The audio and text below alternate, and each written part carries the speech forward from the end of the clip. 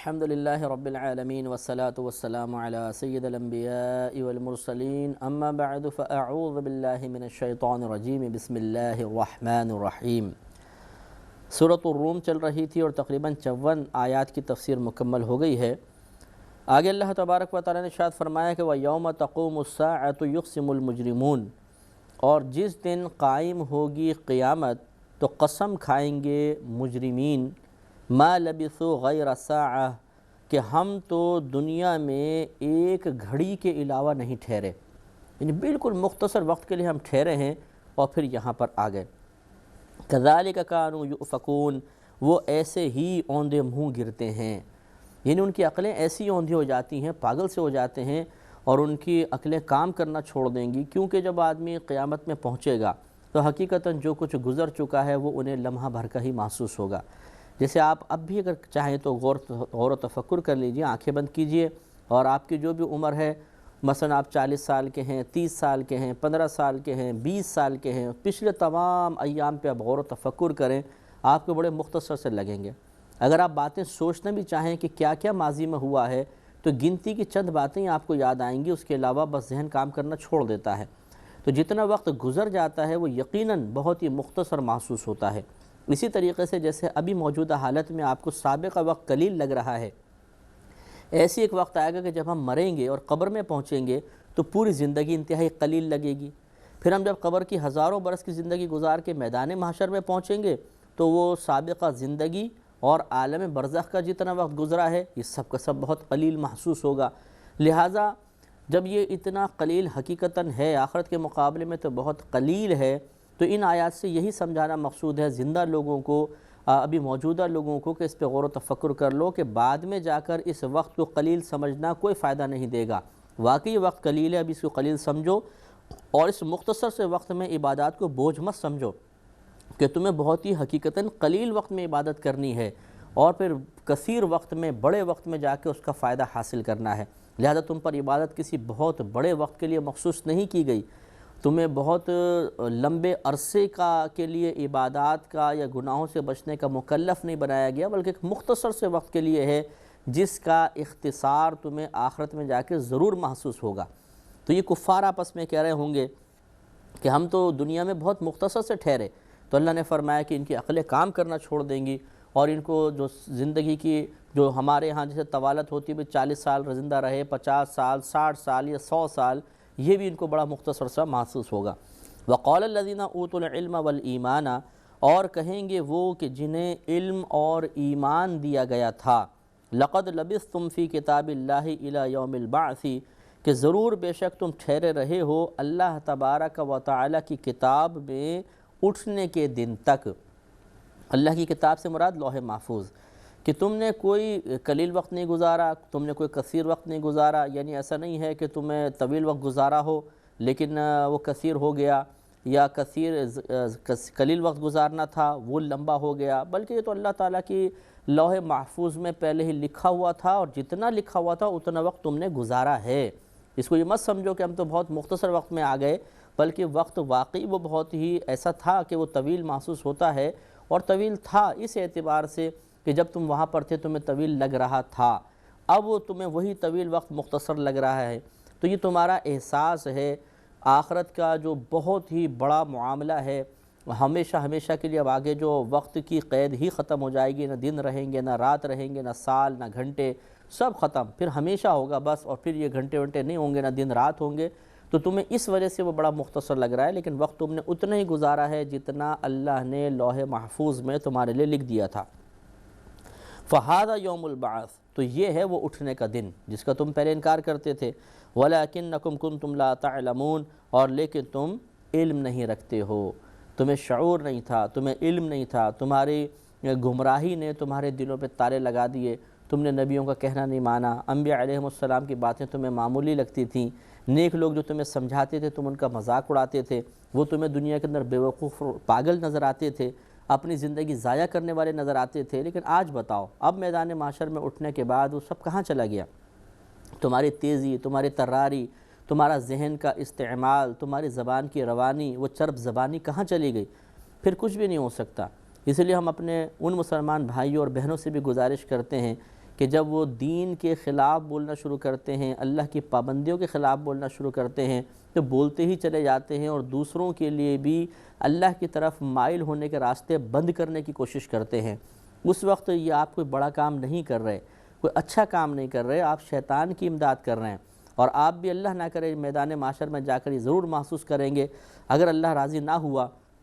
کہ ہم نے بہت غلط کیا تھا، اس قلیل وقت میں اللہ کی اطاعت میں بسر کر لیتے تو بہت اچھا تھا، اور ہم نے اللہ کی اطاعت کے خلاف کام کیا، بلکہ لوگوں کو ابھارا، بلکہ جو ہمیں ہدایت دینے کے لیے آیا کرتا تھا ہم اس کو ڈانٹتے تھے، ڈپٹتے تھے، اس کا مذاق اڑاتے تھے اور اسے بے وقوف تصور کرتے تھے، لیکن حقیقتاً وہی عقل مند ہے۔ تو میدان محشر میں جا کر پھر ہمیں اندازہ ہوگا، لیکن وہاں جا کے اندازہ کرنا یہ کوئی کمال کی بات نہیں۔ سمجھدار انسان وہ ہے جو مستقبل کے لیے پہلے فکر کرے اور ایسا درست اندازہ کر لے کہ وہاں پر جانے کے بعد، یعنی پہلے سوچ لیا، درست اندازہ کر لیا، اس کے موافق اس نے احتیاطی تدابیر اختیار کی اور آگے چل کے نقصان سے بچ گیا، یہ ہے عقل مند آدمی۔ اور ایک ہوتا ہے کہ جس کی نظر میں اتنی وسعت نہیں ہوتی، وہ کل کے معاملات کا موجودہ وقت میں مشاہدہ کرنے کی بھی قوت اور صلاحیت نہیں رکھتا، نتیجہ نکلتا ہے جب اس موقع پہ پہنچتا ہے تو پھر وہ کچھ بھی فوری طور پہ فیصلہ نہیں کر پاتا اور نقصان کا شکار ہو جاتا ہے۔ اچھا کاروباری وہی کہلاتا ہے جو کاروبار کی مستقبل میں آنے والی اونچ نیچ پر پہلے ہی نگاہ رکھ کر کوئی نہ کوئی تدبیر اختیار کر لے، نہ یہ کہ جب اونچ نیچ اس پہ مسلط ہو جائے اس وقت وہ سوچے کہ اب مجھے کچھ کرنا چاہیے، تو آپ اسے ایک بیوقوف کاروباری کہیں گے۔ اسی طریقے سے نیکیوں کا کاروبار کرنے والا، آخرت کی تیاری کرنے والا پہلے سے سوچتا ہے مجھے بعد میں کیا کرنا ہے، آگے کیا ہوگا، قبر میں کیا ہوگا، میدان محشر میں کیا ہوگا، پل صراط پر کیا ہوگا، اور وہ اس کے مطابق تیاری کرتا ہے اور الحمدللہ کامیاب ہو جاتا ہے۔ اس لیے کبھی بھی کفار کی صفت اختیار نہیں کرنی چاہیے کہ ہم اللہ تعالیٰ کی پابندیوں کا مذاق اڑائیں، گناہوں کا مذاق اڑائیں، دینداروں کا مذاق اڑائیں، یا انہیں بے وقوف اور دقیانوسی تصور کریں، انہیں پاگل تصور کریں، اپنی زندگی ضائع کرنے والا تصور کریں، اور اس کے مقابلے میں اپنے آپ کو بہت سمجھدار سمجھیں کہ دیکھو کتنی ہم نے دنیا جمع کی ہے، کتنے آرام سے ہم آسائشوں میں رہ رہے ہیں، اور یہ بے وقوف حلال کی باتیں کرنے والے، اور مطلب یہ کہ تھوڑی چیزیں حلال کی وجہ سے حاصل کر کے اپنی زندگی کو مشکل بنانے والے، یہ بے وقوف ہیں۔ وہ بے وقوف نہیں ہے، وہ بہت سمجھدار ہے۔ یہ تو میدان محشر میں پتہ چلے گا کہ بے وقوف کون تھا، اور جس نے کسی چیز کو عقل مندی سمجھا حقیقتاً وہ عقل مندی تھی یا نہیں تھی۔ تو یہ وہی چیز بتا سکتی ہے، وہاں کا منظر کشی وہی کر سکتا ہے جو جانتا ہو، اور وہ اللہ تبارک و تعالیٰ ہے، اس کے رسول کریم صلی اللہ علیہ وسلم ہیں جو ہمیں ابھی بتا رہے ہیں کہ وہاں کیا ہوگا، کس طرح کے مناظر تم دیکھو گے، وہاں پہ کیا کیا تمہیں کرنا پڑے گا۔ اور یہ اللہ کی کتنی بڑی کرم نوازی ہے کہ اگر آپ خود سوچئے کہ جو پیپر کل ہونے والا ہو، اگر وہ پہلے پیپر آؤٹ ہو جائے تو طلباء کیسے خوش ہوتے ہیں۔ یہ کالج یونیورسٹی کے اندر آپ بھی اگر پڑھتے ہوں گے تو آپ جانتے ہیں کہ وہ بڑا خوش ہوتے ہیں کہ چلو یہ پہلے ہاتھ میں آ گیا پیپر، اور پھر بھی بعض نکمے ہوتے ہیں وہ بوٹیاں بھی اسی طرح تیار نہیں کر پاتے اور مارے جاتے ہیں۔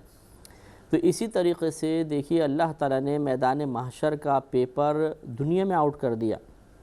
موت سے پہلے ہمیں بتا دیا کیا کیا پوچھا جائے گا، کیا کیا حالات ہوں گے، وہاں پہ کیا کیا آپ کو مسائل کا سامنا کرنا پڑے گا۔ تو اگر اب بھی ہم تیاری نہ کریں تو یقینی سی بات ہے کہ پھر اس کی مثال بالکل وہی ہوگی جیسے کسی طالب علم کو پیپر سے 6 مہینے پہلے، امتحان سے 6 مہینے پہلے پیپر اس کے ہاتھ میں دے دیا جائے اور بتایا جائے کہ 6 مہینے بعد یہ پیپر آئے گا، اور وہ پھر بھی اس کی تیاری نہ کرے اور فیل ہو جائے،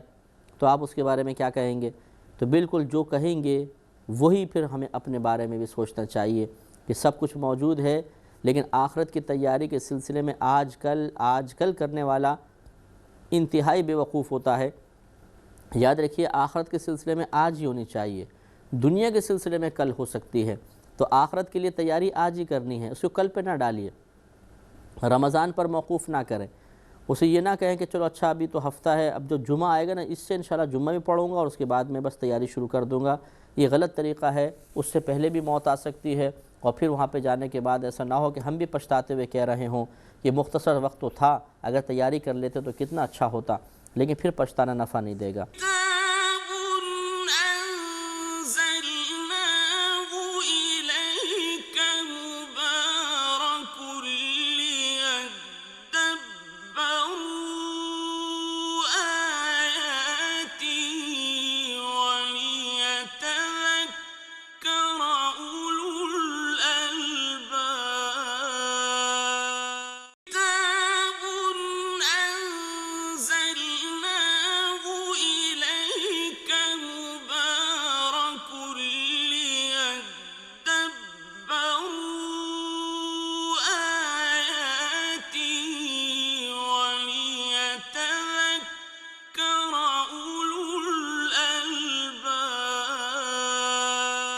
لہذا آگے دیکھیے اللہ تبارک و تعالیٰ کتنے واضح الفاظ میں ان کفار کا تذکرہ فرما رہا ہے، اور ہمارے درس کے لیے، ہماری عبرت کے لیے اس میں بہت سامان ہے۔ اللہ تعالیٰ فرماتا ہے فَيَوْمَئِذٍ، تو اس دن لا ينفع الذین ظلموا معذرتهم، نہیں نفع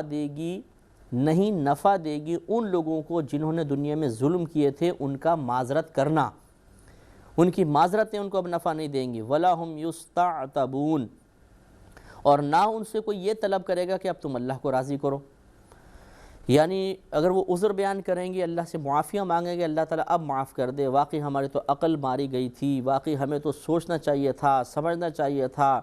اے اللہ بس حالات ایسے ہو گئے۔ اگر ہم مسلمانوں کی مثال لے لیں میں موجودہ دور کی، تو اس طرح معذرتیں ہوں گی کہ اللہ تعالیٰ میں کیا کروں، میری بیوی نہیں مانتی تھی، بچے نہیں مانتے تھے، ماں باپ نے سختی کی، میری آفس فیکٹری کا ماحول۔ یہ معذرتیں کوئی ان کو نفع نہیں دیں گے۔ اللہ نے فرمایا لا ينفع الذین ظلموا معذرتهم، ان لوگوں کو ان کی معذرت نفع نہیں دے گی۔ کہ جب اللہ تبارک و تعالیٰ نے اعلان فرما دیا یا ایھا الذین آمنوا ادخلوا فی السلم کافہ، اے ایمان والو اسلام میں پورے داخل ہو جاؤ، تو اب اللہ کا حکم تو ماننا ہی ماننا ہے۔ حکمت کے ساتھ اللہ تعالیٰ کی طرف سے عطا کردہ رعایتوں سے فائدہ اٹھا کر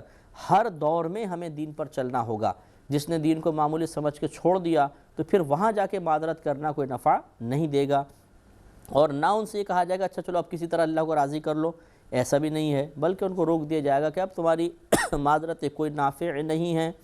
اب تم کوئی بھی عمل اختیار کر لو، اللہ تبارک و تعالیٰ تم سے راضی نہیں ہوگا۔ لیکن یہ کفار کی بات میں عرض کر رہا ہوں، مسلمان کے لیے امکان ہوگا کہ اگر وہ اپنے گناہوں سمیت بھی گیا ہے تو ہمارے نبی کریم صلی اللہ علیہ وسلم،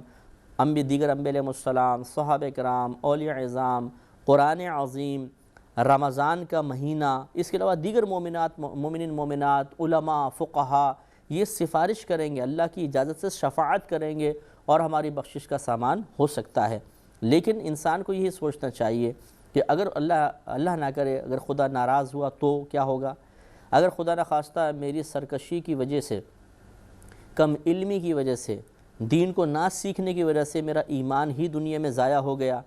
اور خدا نہ کرے میں بروز قیامت کفار میں سے اٹھوں، تو پھر تو بس گئے کام سے، پھر کسی کی شفاعت ہمارے حق میں ہو ہی نہیں سکتی ہے، کوئی ہماری سفارش نہیں کرے گا، پھر ہمیں سیدھا جہنم میں ہمیشہ کے لیے ڈال دیا جائے گا۔ اللہ تعالیٰ ہمارے ایمان کی حفاظت فرمائے۔ لہذا دنیا میں سوچنا ہے، مرنے کے بعد نہیں۔ مرنے کے بعد تو اس سوچ کے بعد جو عمل کر کے آپ نے نفع کما لیا اس کا فائدہ اٹھانے کا وقت ہوگا، نہ یہ کہ وہاں جا کر سوچتا۔ دنیا میں سوچنا ہے اور سوچنے کے بعد فوراً کوئی عملی قدم اٹھانا ہے، تو انشاءاللہ اس کا فائدہ آخرت میں ہم اپنی آنکھوں سے دیکھیں گے۔ اللہ نے ارشاد فرمایا کہ وَلَقَدْ ضَرَبْنَا لِلنَّاسِ فِي هَذَا الْقُرْآنِ مِنْ كُلِّ مَثَلٍ، اور ضرور بے شک ہم نے بیان کر دی ہے لوگوں کے لیے اس قرآن میں ہر قسم کی مثال،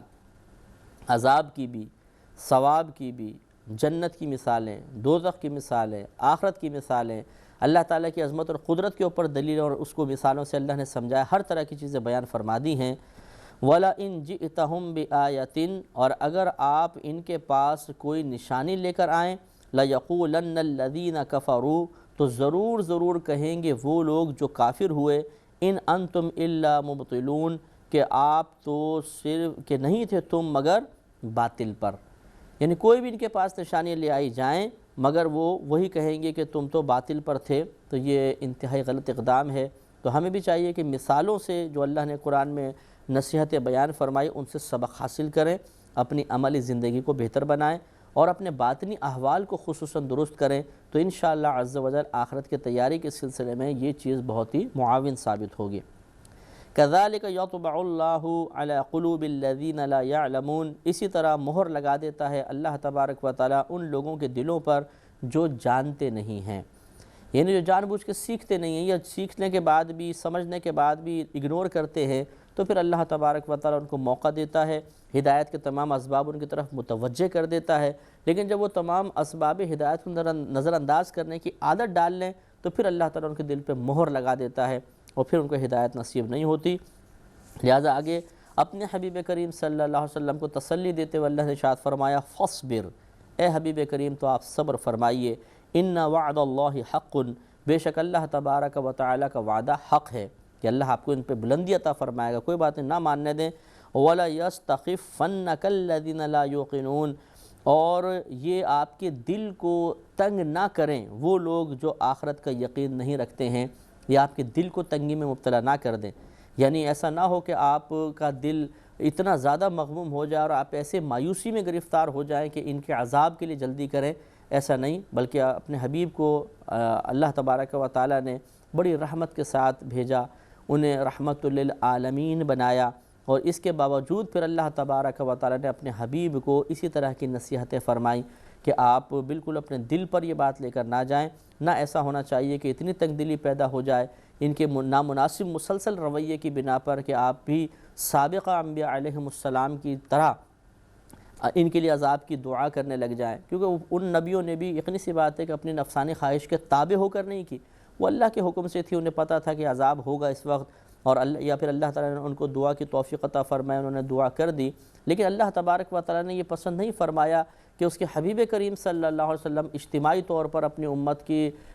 ہلاکت کے لیے دعا فرمائیں، اور یہ خود نبی کریم کی تمنا بھی نہیں تھی، آپ نے خود اللہ کی بارگاہ میں یہ دعا کی کہ اے اللہ میری قوم، میری امت قحط سے ہلاک نہ ہو، تو اللہ تعالیٰ نے وعدہ فرمایا کہ ہاں یہ قحط سے ہلاک نہیں ہوگی، اجتماعی طور پر انشاءاللہ اس امت پہ کبھی بھی عذاب نازل نہیں ہوگا۔ بہرحال یہ اللہ تعالیٰ نے اپنے حبیب کو نصیحت بیان فرمائی، کیونکہ نبی کریم رحمت للعالمین ہیں، اور آپ کی شان نہیں ہے کہ کوئی آپ کی دعا سے اجتماعی طور پہ عذاب میں مبتلا ہو، اس لیے اللہ تعالیٰ نے ان کے نامناسب رویے کے جواب میں آپ کو صبر کی تلقین کی، اپنے وعدے کے حق ہونے کا بار بار اللہ نے تجدید فرمائی، اور آپ کے قلب کو تسلی عطا فرمائی۔ تو یہاں تک سورہ روم کی 60 آیات مکمل ہوئیں اور سورہ روم کا اختتام ہوا۔ اب انشاءاللہ سورہ لقمان شروع ہوگی، پارہ ہمارا 21واں چل رہا ہے، سورہ لقمان ہے، اس میں 34 آیتیں ہیں۔ تو لقمان ایک اللہ کے ولی کا لقب ہے، ان کی نبوت میں اختلاف ہے کہ نبی تھے کہ نہیں تھے، جمہور کا قول یہی ہے کہ یہ ایک اللہ کے ولی تھے۔ انشاءاللہ اگلے پروگرام میں ان کے بارے میں پہلے کچھ انٹروڈکشن کریں گے، تھوڑا تعارف پیش کریں گے، پھر انشاءاللہ اس سورت کو شروع کریں گے۔ وآخر دعوانا ان الحمدللہ رب العالمین۔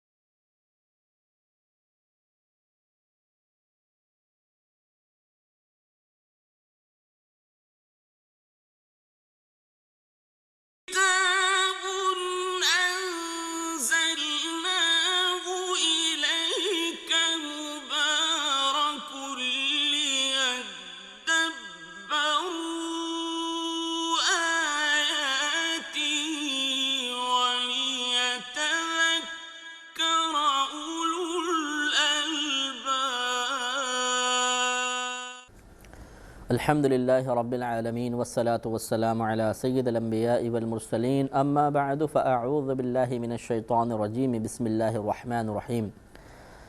الحمدللہ کل ہمارا سورۃ اللقمان کا آغاز ہوا تھا، اور اس میں تقریباً 34 آیات ہیں، اور یہ مکی صورتوں میں ہی شمار ہوتی ہے۔ اس میں حضرت لقمان علیہ السلام کا خصوصی طور پہ تذکرہ ہے، لہٰذا اسی کے عنوان سے اللہ تبارک و تعالی نے اس سورت کا نام سورہ لقمان رکھا ہے۔ یہ کل آپ کو بتایا تھا کہ حضرت لقمان ایک حکیم تھے، صاحب حکمت تھے۔ حکمت کہتے ہیں عقل اور فہم کو، یا حکمت اس چیز کو کہتے ہیں کہ جب یہ کسی کے پاس ہوتی ہے، یہ ایک صلاحیت آپ کہہ لیجئے، ایک نور آپ کہہ لیجئے کہ جب کسی کے پاس ہوتا ہے تو انسان کی عقل روشن ہو جاتی ہے اور وہ درست کام کرتا ہے، درست فیصلے کرنے لگ جاتا ہے۔ لیکن آپ کی نبوت میں اختلاف ہے، جمہور اسی طرف ہیں کہ آپ نبی نہیں ہیں۔ آپ کے رشتہ داری کے بارے میں دو قول ہیں، بعض کہتے ہیں کہ آپ حضرت ایوب علیہ السلام کے بھانجے ہیں، اور بعض نے آپ کو حضرت ایوب علیہ السلام کی خالہ کا فرزند قرار دیا ہے کہ آپ خالہ کے بیٹے ہیں، اس لحاظ سے کزن ہوئے۔ اور آپ کی عمر مبارکہ تقریباً 1000 سال تھی، تقریباً 1000 سال۔ آپ نے داؤد علیہ السلام کا زمانہ بھی پایا، اور یہ بھی آپ کو حیرت ہوگی، حیرت مرت خوشی ہوگی کہ حضرت حکیم لقمان ایک بہت بڑے مفتی بھی تھے اور یہ باقاعدہ فتویٰ دیتے تھے، لیکن داؤد علیہ السلام کا جب زمانہ پایا تو خود داؤد علیہ السلام بہت بڑے مفتی تھے اور آپ کا فیصلہ بہت زبردست ہوتا تھا۔ آپ ایک قاضی بھی تھے، بہت ہی بہترین آپ فیصلے لوگوں کے درمیان فرماتے تھے، لہٰذا ان کے ادب میں پھر حضرت لقمان رضی اللہ تعالی عنہ نے فتویٰ دینا ترک کر دیا تھا، یعنی پھر انہی کے ساتھ آپ مل کر کام کرتے تھے، انہی کے آپ دور حکومت میں رہے، انہی کے ساتھ ہی آپ مشیر کی حیثیت سے تھے، آپ تعاون فرماتے تھے۔ بہرحال تو یہ مختصر سا آپ کا تعارف تھا۔ آج ہم اس سورت کا آغاز کریں گے۔ بسم اللہ الرحمن الرحیم۔ الف لام میم، یہ حروف مقطعات میں سے آپ کو بارہا بتایا کہ یہ اللہ تبارک و تعالیٰ کا ایک راز ہے جو اس نے اپنے پاس رکھا یا اپنے حبیب کریم صلی اللہ علیہ وسلم کے سینے میں اس کو محفوظ فرمایا، عام نہیں کیا۔ ہاں، یہ جمہور نے فرمایا کہ انشاءاللہ بروز قیامت ہر مسلمان ان کے اسرار و رموز پر مطلع ہو جائے گا بعطا الہی۔ تلک آیات الکتاب الحکیم، یہ حکمت والی کتاب کی آیتیں ہیں، ہدی و رحمۃ للمحسنین، ہدایت اور رحمت ہیں نیک لوگوں کے لیے۔ سبحان اللہ، یہ گناہگار کے لیے بھی ہدایت ہے، کافر کے لیے بھی ہدایت ہے، لیکن اللہ تبارک و تعالی نے خصوصاً نیکوں کا یہاں تذکرہ فرمایا کہ یہ نیکوں کے لیے رحمت اور ہدایت ہیں۔ اس سے مراد یہ ہوتا ہے کہ اس سے ہدایت کی صحیح توفیق اور ان میں جو پوشیدہ رحمت الہی کے اثرات ہیں، مثبت اثرات ہیں، ان کو حاصل کرنے کی توفیق صرف نیکوں کو ہوگی۔ رحمت کوئی منفی اثر نہیں ہوتا، یہ میرا کہنا کہ مثبت اثرات سے کہیں تصور نہ آئے کہ شاید کوئی منفی اثرات بھی ہوں گے، تو منفی اثرات نہیں ہوتے، اچھے اثرات جو رحمت کے ہوتے ہیں وہ صرف نیک لوگ ہی حاصل کر سکتے ہیں، بدکاروں کو یہ توفیق حاصل نہیں ہوتی ہے۔ اور پھر اللہ تبارک و تعالیٰ نے نیکوں کی چند اعمال کا تذکرہ فرمایا تاکہ تھوڑی سی ان کی مزید معرفت حاصل ہو، کیونکہ ہمارے ہاں تو نیکی کا معیار بعض وقت کچھ اور ہوتا ہے۔ ایک والدہ اپنے بچے کے بارے میں بولتی ہے ماشاءاللہ میرا بیٹا بڑا نیک ہے، بڑا ہی نیک ہے۔ اب اگر پوچھا جائے کہ اچھا اماں جان کیا نمازیں پڑھتا ہے کہ نہیں، روزہ رکھتا ہے؟ نہیں، روزہ تو نہیں رکھتا۔ کیا وہ بدنگاہی کرتا ہے؟ ہاں، ہر قسم کا گناہ کرتا ہے وہ تو۔ ارے تو پھر نیکی کون سی چیز آپ نے دیکھی؟ ماشاءاللہ اپنی پوری تنخواہ میرے ہاتھ پہ لا کے رکھ دیتا ہے۔ یہ ہے والدہ کا ایک نیکی کا معیار کہ انہوں نے بچے کے بس پوری تنخواہ ہاتھ میں لا کے رکھ دیتا ہے تو انہوں نے کہا میرا بیٹا بڑا نیک ہے۔ اسی طریقے سے بعض لوگ ہوتے ہیں کہتے ہیں جی ان سے ملیے بڑے متقی آدمی ہیں، اب اگر ان کو دیکھا جائے تو تقوی کی بظاہر کوئی علامت نظر نہیں آتی ہے، بظاہر فاسق و فاجر نظر آتے ہیں، تو پھر دائرہ ادب میں رہ کے بعض اوقات پوچھا جاتا ہے کہ بھئی ان میں کون سی وہ تقوی کی آپ نے علامت دیکھی؟ تو کہتے ہیں ماشاءاللہ ہماری مسجد میں ہر مہینے 5000 روپے چندہ دیتے ہیں۔ تو یہ چندہ دینے سے ان کو نیکی کا لقب مل گیا، متقی پرہیزگار بھی ہو گئے۔ تو یہ ہمارے اپنے بنائے ہوئے معیار ہیں، لیکن قرآنی معیار، اللہ تبارک و تعالیٰ اور اس کے رسول کریم صلی اللہ علیہ وسلم کا معیار تھوڑا سا جداگانہ ہوتا ہے۔ نیک کون لوگ ہوتے ہیں؟ اللہ تعالیٰ نے ارشاد فرمایا کہ الذین یقیمون الصلاۃ، وہ جو قائم کرتے ہیں نماز کو، ویؤتون الزکاۃ، اور وہ ادا کرتے ہیں زکوٰۃ کو، وہم بالآخرۃ ہم یوقنون، اور وہ آخرت پر ایمان رکھتے ہیں۔ تو اب دیکھیں چونکہ مکی آیات ہیں، اس وقت اتنے احکام نازل نہیں ہوئے تھے، تو اب کوئی بھی یہ نہیں کہہ سکتا کہ اچھا اس کا مطلب یہ ہوا کہ نمازیں پڑھو، زکوٰۃ ادا کرو اور آخرت پر یقین کرو تو تم جنت میں چلے جاؤ گے۔ اب آپ چاہے حج کریں نہ کریں، حج فرض ہو گیا تو اس کو چھوڑ دیں، چاہے آپ اور جو دیگر گناہ ہیں ان کو کرتے رہیں، کیونکہ اللہ نے چند چیزوں کا تذکرہ فرمایا۔ تو معاذاللہ ایسا نہیں ہے، بعض اوقات بہت ساری چیزوں میں سے چند چیزوں کا ذکر کر دیا جاتا ہے، بعض کو ذکر نہیں کیا جاتا، تو اس کا مطلب یہ نہیں ہوتا کہ ان کا وجود درکار بھی نہیں ہے، وہ اللہ کی بارگاہ میں اہمیت بھی نہیں رکھتے ہیں۔ لیکن انہی چیزوں کو اگر ہم دیکھ لیں کہ نماز پڑھنا، زکوٰۃ ادا کرنا، آخرت پہ ایمان رکھنا، تو ایک مسلمان کا آخرت پر ایمان تو ہوتا ہے لیکن نماز ہم نہیں پڑھتے ہیں، زکوٰۃ ادا کرتے ہوئے بہت سے لوگ کوتاہی کا شکار ہوتے ہیں۔ اس کا مطلب یہ ہوا کہ ایسے لوگ نیک نہیں ہو سکتے ہیں جو ظاہر نماز کو ترک کر رہے ہوں اور زکوٰۃ جان بوجھ کر دبا رہے ہوں، انہیں سوچنا چاہیے۔ اولئک علی ھدی من ربہم، یہ وہ لوگ ہیں جو اپنے رب کی طرف سے ہدایت پر ہیں، واولئک ھم المفلحون، اور یہی لوگ فلاح پانے والے ہیں، آخرت میں کامیابی حاصل کرنے والے ہیں۔ ومن الناس من یشتری لہو الحدیث،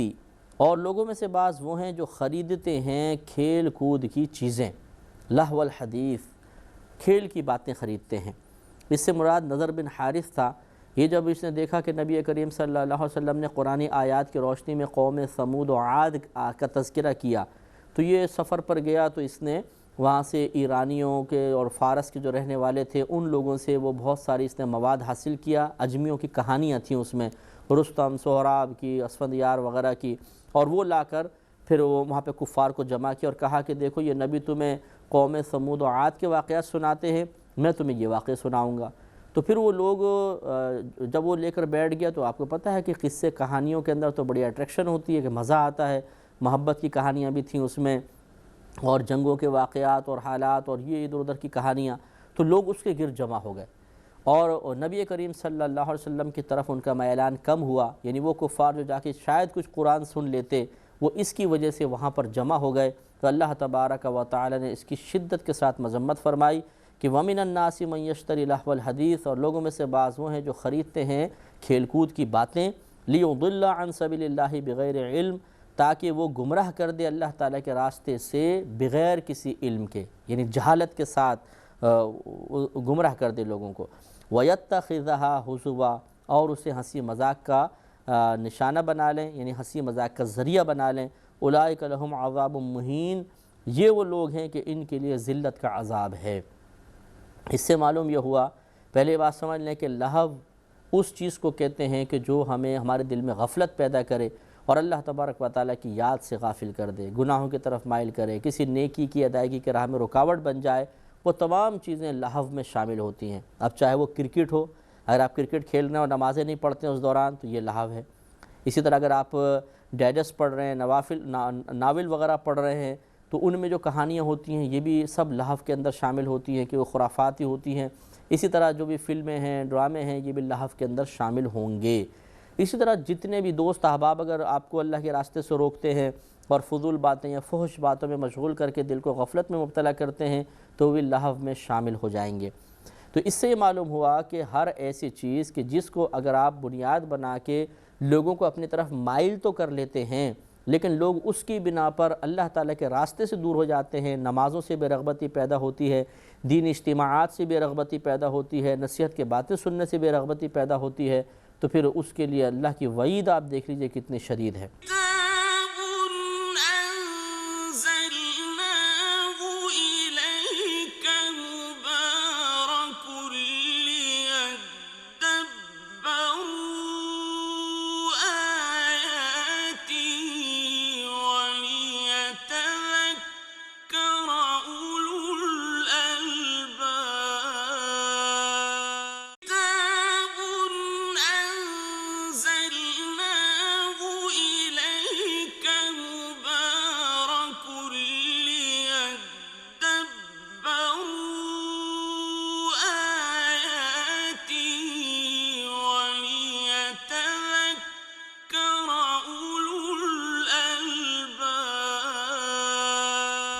اب یہ معاشرہ بس ایک عجیبی راستے پر جا رہا ہے۔ جب سے ہم نے قرآن عظیم کو حقیقتاً سمجھنا چھوڑ دیا، غفلت ہم پر طاری ہو گئی اور ہم نے اپنا محاسبہ کرنا چھوڑ دیا اور ہم نے اپنی زندگی گزارنے کے طریقے خود منتخب کر لیے ہیں اور اس کے برے انجام سے ہم بالکل ناواقف ہیں۔ اگر کوئی ہمیں برے انجام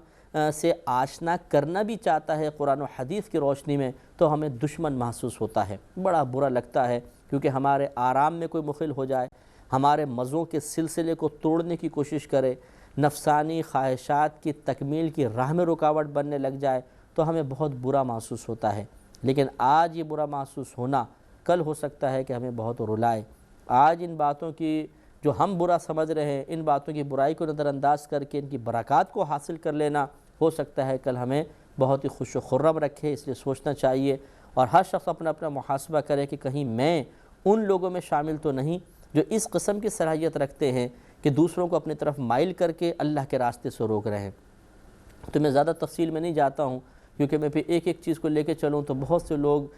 ہو سکتا ہے برا بھی محسوس کریں، حالانکہ ان کے برا محسوس کرنے کی مجھے کوئی پرواہ نہیں ہے، لیکن وقت کی قلت کی بنا پر ہر شخص خود اپنا یہ محاسبہ آسانی کے ساتھ کر سکتا ہے کہ وہ کیا کر رہا ہے، اس نے کون سا پیشہ اختیار کیا ہے، اپنی کون سی صلاحیت کو کس کام میں وہ استعمال کر رہا ہے۔ اگر اس کی صلاحیت، اگر اس کا ذریعہ معاش، اگر اس کی عادات و اطوار، اس کے افعال لوگوں کو فضولیات کی طرف لے کر جا رہے ہیں، اللہ کے راستے سے ہٹا رہے ہیں، نمازوں کی بے رغبتی کا سبب بن رہے ہیں، علوم دینیہ کی محبت ان کے دل سے نکل رہی ہے، وہ دینی چیزوں کو صرف اس کی وجہ سے ترک کر رہے ہیں، تو یہ بہت ہی شدید خطرے میں ہے۔ یہ اس کو بروز قیامت پتہ چلے گا کہ اپنی اس صلاحیت سے حاصل کر لینے والا نفع اس کے گلے میں ایک پھندے کی طرح پڑ جائے گا، اور وہاں پر پھر یہ پھندا اپنے گلے سے کھول نہیں سکے گا، کیونکہ پھندا ڈالنے والی ذات اللہ کی ہے اور اس کی مرضی کے بغیر یہ پھندا کھلتا نہیں ہے۔ اس لیے آج سوچ لیں، اگر زندگی میں سابقہ زندگی میں کچھ کیا ہے تو توبہ کر لینی چاہیے اور اس کام کو، اس عمل کو ترک کرنا چاہیے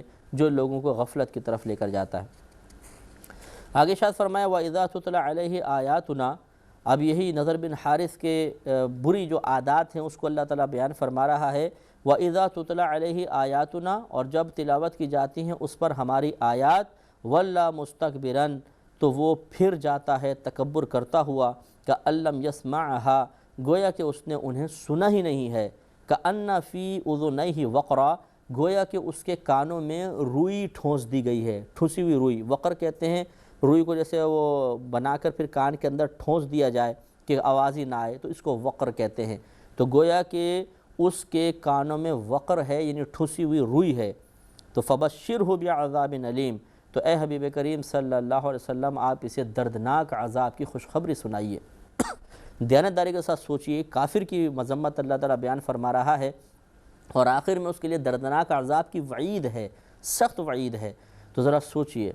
کہ وہ تو کافر تھا، ہم مسلمان ہونے کے باوجود کیا ایسا کرتے ہیں کہ نہیں کرتے؟ جب کوئی ہمیں نیکی کی تلقین کر رہا ہو، ہمیں قرآن سنا رہا ہو، ہمیں حدیث سنانے کی کوشش کر رہا ہو، بڑا غصہ آتا ہے، ہم بیٹھتے نہیں اس اجتماع کے اندر، اس درس کے اندر نہیں بیٹھتے، اس مقام پہ جانا پسند نہیں کرتے جہاں خالصتاً ہدایت کی باتیں ہو رہی ہوں، بلکہ وہی ایک تکبر، ایک غرور سا ہوتا ہے۔ اگر مسجد میں بھی جاتے ہیں تو کوئی اگر بیان کر بھی رہا ہے سنتے نہیں ہیں۔ جمعوں کی حالت بھی یہی ہے کہ جمعے میں اگر بیان جیسے خطیب حضرات کرتے ہیں تو اس وقت ہم لوگ آتے ہیں جب ان کا بیان مکمل طور پہ ختم ہو چکا ہو۔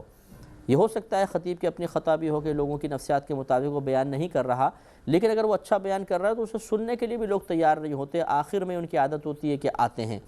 اسی طرح چینلز پر جو ایسے پروگرام کہ جن میں کوئی اصلاحی بات ہو رہی ہو وہ ہمیں بالکل پسند نہیں ہیں، انہیں ہم چینج کر دیتے ہیں۔ جن میں سطحی قسم کی دینی باتیں ہو رہی ہوں، جس سے ہزارہ قسم کی ہمیں رعایتیں مل کر ہماری زندگی کو آزاد بنا رہے ہوں، وہ پروگرام بس دیکھ لیتے ہیں تاکہ کچھ ہو سکتا ہے کہ آزادی کی کوئی مزید بات معلوم ہو جائے تو بہت اچھی بات ہے۔ باقی تمام تر وہی چینل دیکھے جاتے ہیں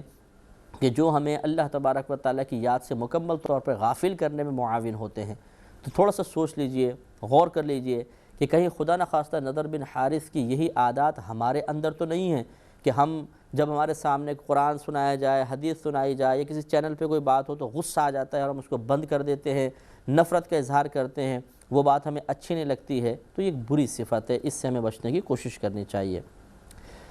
ان الذین آمنوا وعملوا الصالحات لہم جنات النعیم، جیسے کہ آپ کو تھوڑی دیر پچھلے پروگرام میں بھی عرض کیا تھا کہ اللہ تبارک و تعالیٰ کی عادت کریمہ ہے کہ وہ مقابلے میں چیزیں لے کر آتا ہے کہ جنت کا تذکرہ تو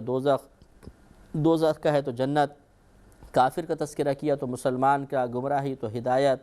مردوں کا تو زندوں کا، وغیرہ وغیرہ۔ اسی طرح اللہ نے اب پہلے کافروں کا تذکرہ فرمایا تو اب مسلمانوں کا اللہ تعالیٰ نے تذکرہ کیا کہ ان الذین آمنوا، بے شک وہ جو ایمان لائے، وعملوا الصالحات، اور انہوں نے نیک اعمال کیے، لہم جنات النعیم، ان کے لیے نعمت والے باغات ہیں، خالدین فیہا، وہ اس میں ہمیشہ رہنے والے ہیں، وعد اللہ حقا، اللہ کا وعدہ سچا ہے، وہو العزیز الحکیم، اور وہ غالب حکمت والا ہے۔ تو اللہ کا یہ وعدہ ہے اور اللہ کا وعدہ کبھی جھوٹا ہوتا ہی نہیں، اور صراحتاً اللہ نے بیان فرمایا کہ اللہ کا وعدہ سچا ہے کہ جو ایمان لائے اور پھر نیک عمل بھی کرے۔ یہ بار بار میں ہر دفعہ عرض کرتا ہوں کہ صرف ایمان لانا کافی نہیں ہے۔ یہ جو لوگ کہتے ہیں کہ جی عمل کوئی ضروری نہیں ہوتا، بس ایمان لے آئے اللہ تعالیٰ بخش دے گا، یہ غلط ہے۔ ہاں بالکل اللہ تعالیٰ بخشنے پہ قدرت رکھتا ہے، یہ غلط نہیں ہے، لیکن اس قسم کا اعتقاد رکھنا یہ غلط ہے کہ جی صرف ایمان لے آؤ اور نیک عمل کو چھوڑ دو، یہ غلط ہے۔ اللہ تعالیٰ نے جہاں ایمان کا تذکرہ فرمایا وہاں پر عمل کو بھی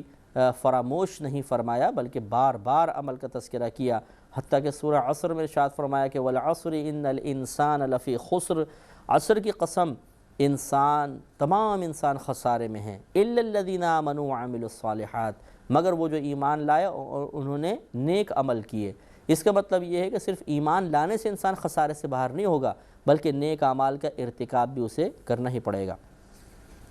خلق السماوات بغیر عمد،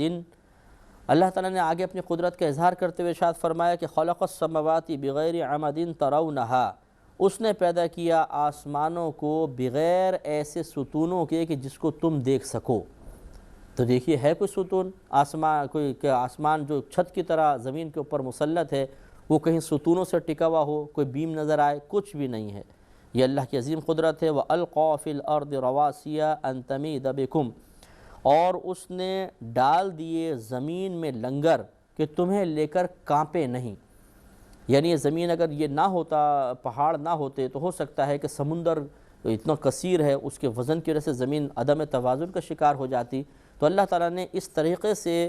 پہاڑوں کی شیپ بنائی ہے کہ وہ زمین کے توازن کو برقرار رکھے ہوئے ہے، کہیں پہ بھی زمین ڈاواڈول نہیں ہوتی ہے۔ اس کی عظیم قدرت ہے، ہمیں اللہ تعالیٰ سمجھنے کی توفیق عطا فرمائے۔ وآخر دعوانا ان الحمد للہ رب العالمین۔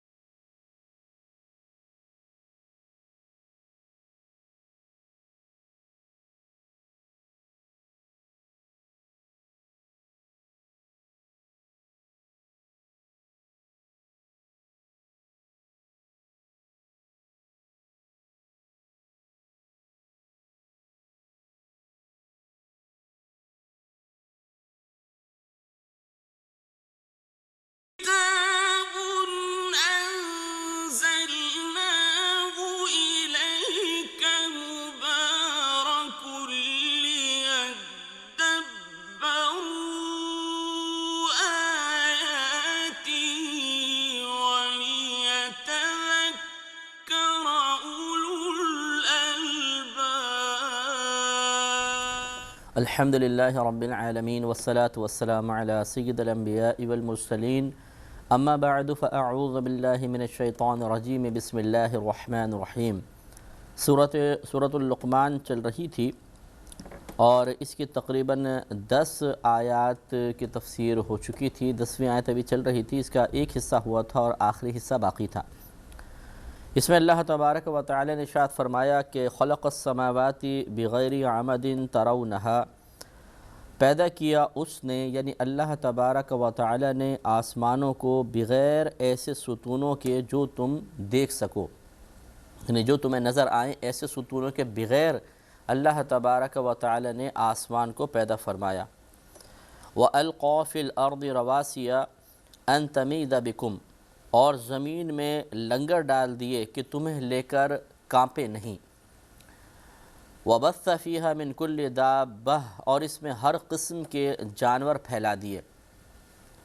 وَأَنزَلْنَا مِنَ السَّمَاءِ مَاءً، اور نازل کیا ہم نے آسمان سے پانی کو۔ فَأَنبَتْنَا فِيهَا مِن كُلِّ زَوْجٍ كَرِيمٍ، پھر اگا دیے ہم نے اس زمین میں ہر نفیس جوڑے کو، ہر نفیس جوڑا ہم نے زمین میں اگا دیا۔ تو اس میں اللہ تبارک اس آیت کریمہ میں اللہ تبارک و تعالیٰ نے اپنی قدرت، اپنی عظمت کی طرف اشارہ فرمایا اور اس کے لیے چند چیزوں کا تذکرہ کیا۔ ایک تو آسمانوں کو بغیر کسی ستون کے پیدا کرنا، اور واقعی بڑی حیرت انگیز بات ہے۔ اگر آج ہم صرف ایک 10 بائی 10 کا کمرہ ہی بنانا چاہیں اور اس کی چھت قائم کرنا چاہیں تو ہمیں ستون یا دیواریں اس کے نیچے ضرور رکھنی پڑیں گی ورنہ وہ چھت قائم نہیں رہ سکتی۔ لیکن اللہ تبارک و تعالیٰ نے اتنے وسیع و عریض آسمان جس پر ہزارہا چیزیں مزید موجود ہیں،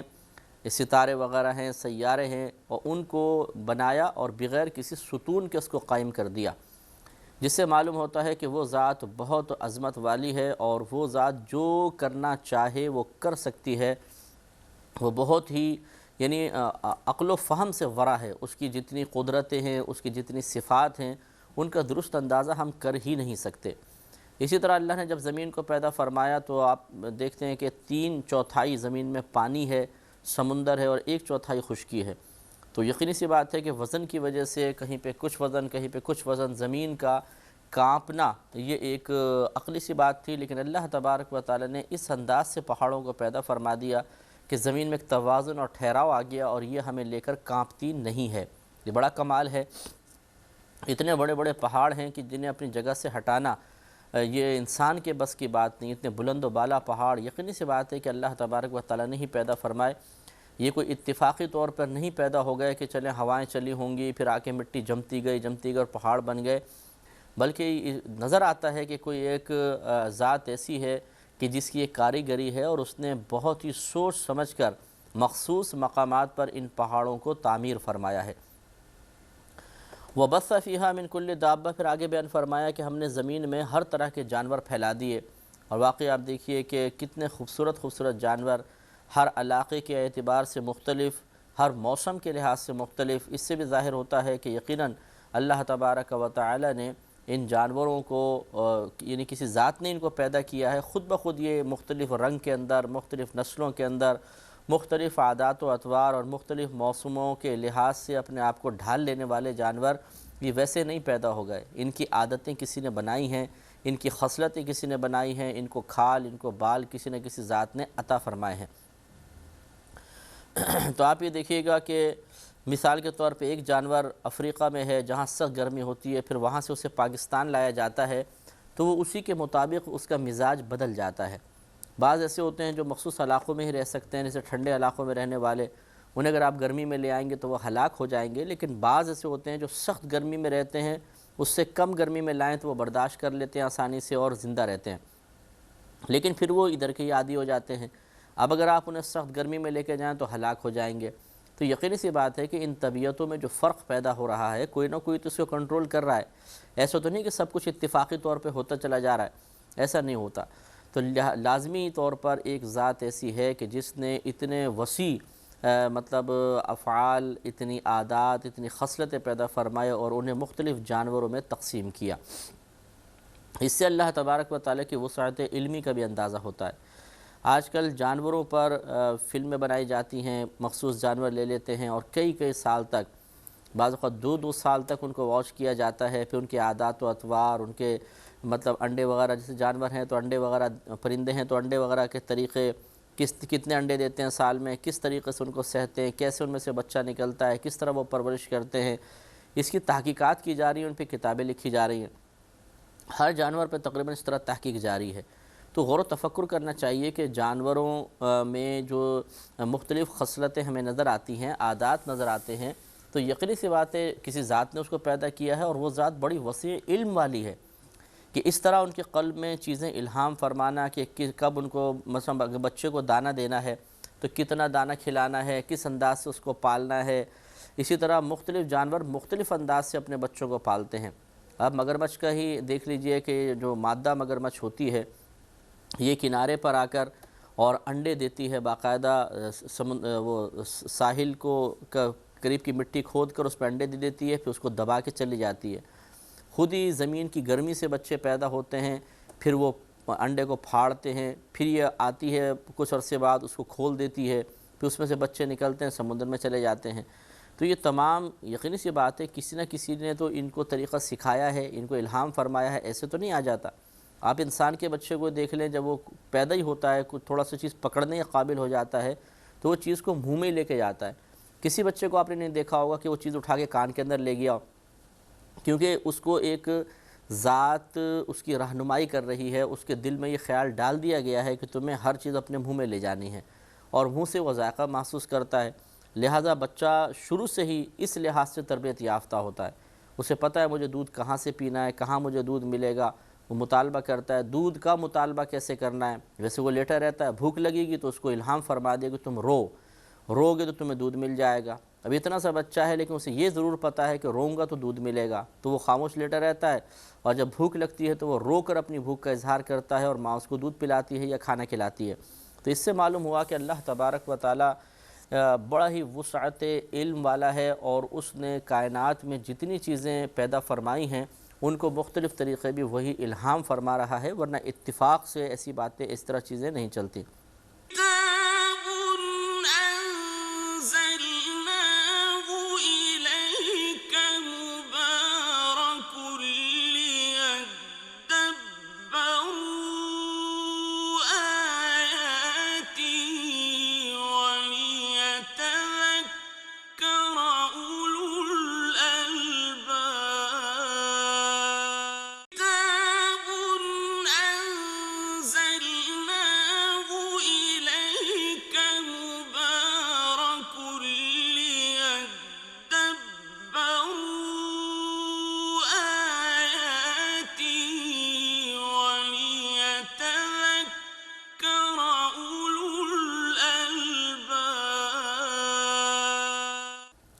اب ایک جنگل میں آپ دیکھ لیجئے یا ایک گھر کے اندر آپ دیکھ لیں، مختلف پنجروں کے اندر اگر آپ مختلف پرندے رکھ دیں یا کوئی جانور پالے ہوں تو ہر ایک کی عادات مختلف ہوتی ہیں۔ اگر اتفاقی طور پہ یہ سب چیزیں ہوتی ہیں تو خود سوچئے کہ کیوں وہ ایک دوسرے کو دیکھ کر ایک دوسرے کی عادات اختیار نہیں کر لیتے، وہ نہیں کریں گے۔ مرغی ہے تو اس کی اپنی عادت رہے گی، کبوتر کی اپنی عادت ہے، طوطوں کی اپنی عادت ہوتی ہے، اسی طرح گائے بھینس کی اپنی عادت ہوگی، دمبا دمبی بکرا بکری کی اپنی کچھ عادات ہوتی ہیں، یہ ایک دوسرے کے اثر کو قبول نہیں کرتے ہیں۔ اس سے معلوم ہوتا ہے کہ اللہ تبارک و تعالی نے انہیں جو طریقے الہام فرمائے ہیں یہ اپنے ان طریقوں کے پابند ہوتے ہیں اور اس سے ہٹتے نہیں ہیں، ایک دوسرے کی چیزوں کو دیکھنے کے بعد اس کو سیکھتے نہیں ہیں اور اپنی عادت کو بدلتے نہیں ہیں، اسی طریقے سے وہ چلتے رہتے ہیں، جس سے معلوم ہوتا ہے کہ ایک ذات نے انہیں تمام آداب سکھائے ہیں اور ان آداب پر پابند بھی بنایا ہے۔ تو اس سے اللہ کی عظمت اور قدرت کا اندازہ ہوتا ہے کہ وہ کتنا وسعت علم والا ہے کہ اس نے اربوں خربوں جانور پیدا کیے۔ یقینی سی بات ہے کہ اربوں خربوں عادات پیدا فرمائیں، اربوں خربوں اس نے خصلتیں پیدا کی، ان میں تقسیم فرمائی، اور سب اس طرح زندگی گزار رہے ہیں۔ تو ان باتوں پہ غور و تفکر کرنے سے مزید اللہ تعالیٰ کی عظمت دل میں بڑھتی ہوئی محسوس ہوتی ہے۔ وَأَنزَلْنَا مِنَ السَّمَاءِ مَاءً، اور نازل کیا ہم نے آسمان سے پانی کو، فَأَنبَتْنَا فِيهَا مِن كُلِّ زَوْجٍ كَرِيمٍ، تو زمین میں ہر نفیس جوڑا اگا دیا، ہر نفیس جوڑا پیدا کیا۔ اس سے مراد درختوں کے اور پودوں کے جوڑے بھی مراد ہو سکتے ہیں، کیونکہ جو مطلب بایولوجی وغیرہ پڑھتے ہیں آپ نے دیکھا ہوگا کہ جانور جو ہوتے، یہ جو جس طرح جانوروں کے اندر نر اور مادہ ہوتے ہیں، اسی طرح درختوں میں بھی نر اور مادہ ہوتے ہیں، باقاعدہ ان میں توالد و تناسل کا سلسلہ ہوتا ہے، اور اس سے پھر وہ پھل وغیرہ بنتے ہیں۔ جیسے درخت یہ آم کے آپ دیکھ لیں کہ اس میں نر کا بور جو ہے وہ مادہ تک پہنچتا ہے اور پھر اس سے مطلب وہ آم باقاعدہ بنتے ہیں، پیدا ہوتے ہیں۔ اسی طرح کھجور کا بھی مسئلہ ہے۔ تو یہ اللہ تبارک و تعالیٰ نے بڑی حکمت کے ساتھ چیزوں کا پیدا فرمایا، اور ہر چیز ہمیں دعوت دے رہی ہے کہ ہم اس پہ غور و تفکر کر کے اللہ تعالیٰ کی عظمت کو اپنے دل میں پیدا کریں، اور جس نے اللہ تعالیٰ کے ابھی وجود کو نہیں جانا، یہ تمام چیزیں دعوت دے رہی ہیں کہ ہم پر غور کر کے اس ذات کریم کی موجودگی پر ایک دلیل حاصل کرو اور اس کے وجود کو تسلیم کرو۔ ھذا خلق اللہ، یہ اللہ تبارک و تعالیٰ کی مخلوق ہے، یعنی جتنا ذکر کیا، آسمانوں کو دیکھیں، زمینوں کو دیکھیں، جانوروں کو دیکھیں، پھر جتنے اللہ نے پودے اگائے، سب اللہ کے پیدا کرتا ہے، اللہ کی مخلوق ہیں۔ فَأَرُونِي، پس مجھے دکھاؤ، ماذا خلق الذین من دونہ، وہ جو اللہ تعالیٰ کے علاوہ اوروں نے پیدا کیا ہو۔ بل الظالمون فی ضلال مبین، بلکہ ظالم کھلی گمراہی میں ہیں۔ یہ بڑا عظیم چیلنج ہے کہ یہ تمام چیزیں تو اللہ نے پیدا فرمائی، اب جنہیں تم اپنا خدا سمجھتے ہو کہ یہ ہمارے خدا ہیں، ہمارے معبود ہیں، ہم ان کی عبادت کریں گے، کسی نے سورج کو اپنا خدا بنا لیا، کسی نے آگ کی پرستش کی، کسی نے بتوں کو خدا بنایا، تو اللہ تعالیٰ چیلنج دے رہا ہے قرآن عظیم میں کہ یہ تو ہم نے چیزیں پیدا فرمائی، ہم نے بیان کر دیا، اب تم وہ چیزیں ذرا دکھاؤ جو تمہارے معبودوں نے پیدا کی ہیں۔ تو یقینی سی بات ہے کہ ایک چیز بھی نہیں دکھا سکتے۔ جو سورج کی پرستش کرتا ہے وہ مجبور ہے اس بات کو ماننے پر کہ یقیناً سورج کو بھی کسی نے پیدا کیا ہے، اور سورج بھی کسی کا تابع ہے، مشرق سے ہی نکلتا ہے، مغرب میں جاتا ہے، پابند ہے۔ کبھی ایسا آپ نے دیکھا کہ شمال سے نکلا ہو جنوب میں ڈوب گیا، یا مغرب سے نکلا مشرق میں چلا گیا؟ نہیں، وہ پابند ہے، کسی ذات کا، کسی کے حکم کا پابند ہے، وہ ہٹ کے نہیں چل سکتا۔ تو جو خود پابند ہے اس کی عبادت کرنا، تو ایسا کیوں نہیں ہم کریں کہ جو سورج جس کا پابند ہے ہم اس ذات کی عبادت کریں، کیونکہ ہر انسان اگر اس کو اعلیٰ تک رسائی ممکن ہو تو وہ ادنیٰ پر مطمئن نہیں ہوتا۔ اگر مثال کے طور پہ کوئی افسر تک ڈائریکٹ جا سکتا ہو تو پھر وہ چپڑاسی سے کیوں کہے گا کہ میرے اندر جا کے سفارش کرو، وہ تو ڈائریکٹ اپنے اس افسر کے پاس جائے گا۔ اسی طریقے سے آگ کی آپ مثال لے لیں کہ آگ ایک ایسی چیز ہے، ہم جب چاہیں اس کو بجھا دیں اور جب چاہے ہم تیل ویل ڈال کے آگ لگا دیں، تو جس کا وجود وقتی طور پر اللہ تبارک و تعالیٰ نے ہمارے قدرت و اختیار میں دے دیا کہ اس کو بڑھاؤ چاہے گھٹا دو، اسے چاہے فنا کر دو چاہے اس کو قائم رکھو، تو اس کی عبادت کرنا، جس نے اللہ نے یہ آگ کو پیدا کیا اس کی عبادت کیوں نہ کی جائے۔ اسی طریقے سے بت وغیرہ مسئلے ہیں کہ یہ بھی خود مارز وجود میں نہیں آئے، بلکہ خود انسان ان کو پیدا کرتا ہے، تو اپنے ہی خدا کو ہم پیدا کریں اور پھر اس کی عبادت کریں، تو یہ بڑی عجیب و غریب سی بات ہے۔ اس ذات کی عبادت کیوں نہ کی جائے کہ جس نے پوری کائنات کو پیدا فرمایا، تاکہ وہ ذات جب گرفت کرنے پر آئے گی اور یہ بت وغیرہ یا دوسری معبودان باطلہ جو ہیں وہ ہمیں نہیں بچا سکیں گے، اس وقت اللہ تبارک و تعالیٰ کی ذات پاک ہی ایک ایسی ہوگی کہ جو ہمیں بچا سکے گی، لہذا اسی کی طرف رجوع کرنا یہ بہتر ہوتا ہے۔ تو اللہ نے چیلنج ارشاد فرمایا کہ یہ تو تمام چیزیں میں نے پیدا فرمائیں، جو تمہارے معبود ہیں اللہ کے علاوہ انہوں نے کیا پیدا کیا مجھے دکھاؤ، اور یقینی سی بات ہے کہ کوئی بھی نہیں دکھا سکتا۔ چنانچہ اس کے پھر بعد میں اللہ نے ارشاد فرمایا بل الظالمون فی ضلال مبین، بلکہ ظلم کرنے والے کھلی گمراہی میں ہیں، یعنی جو کوئی دلیل اس پر فراہم نہیں کر سکتے، کوئی ایسی چیز پیش نہیں کر سکتے کہ ہمارے معبودان باطلہ نے یہ چیز پیدا کی ہے،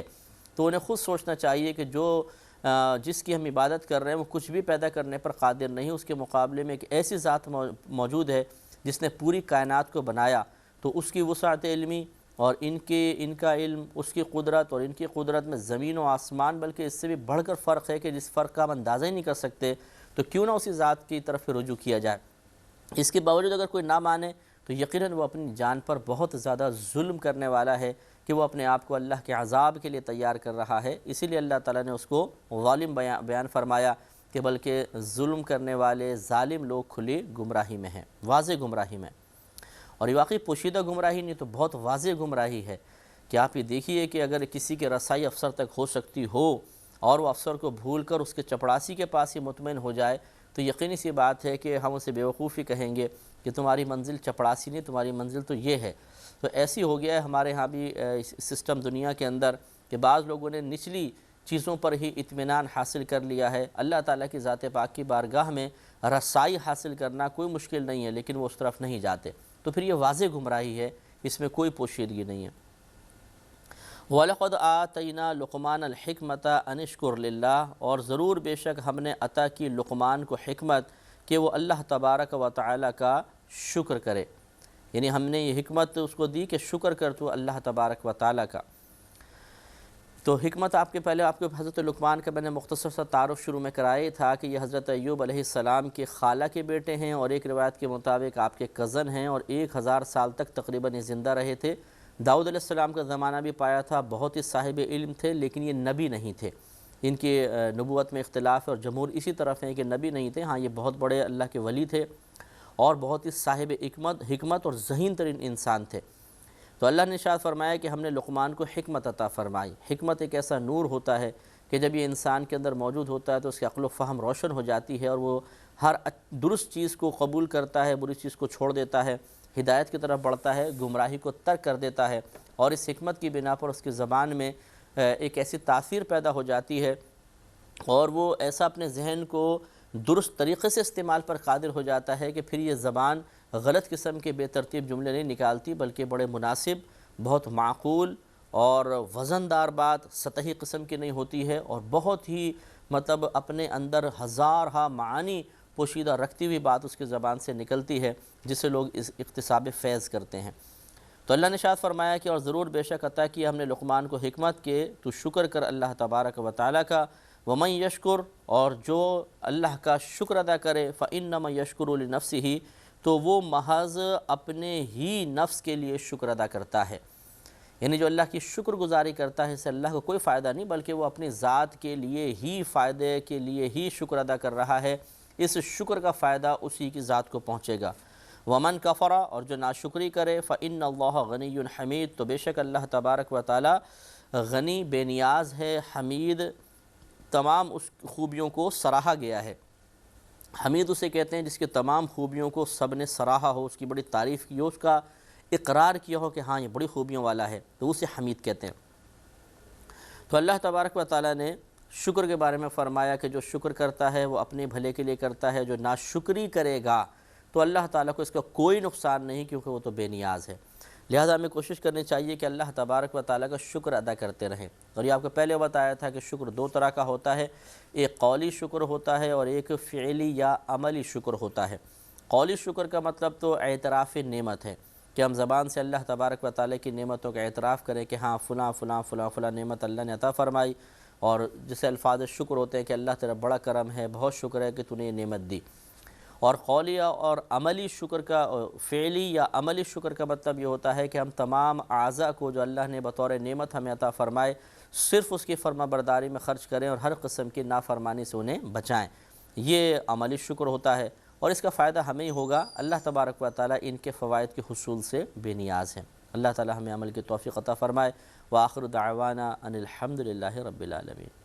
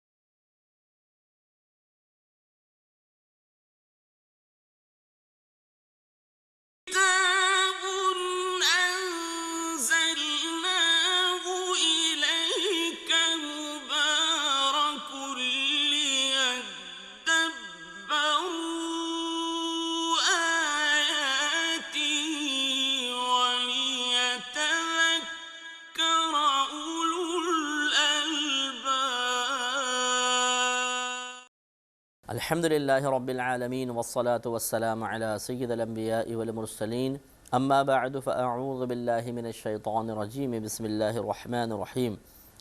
سورہ لقمان کی تقریباً 12 آیات کی تفسیر ہو چکی تھی، اور اس میں حضرت لقمان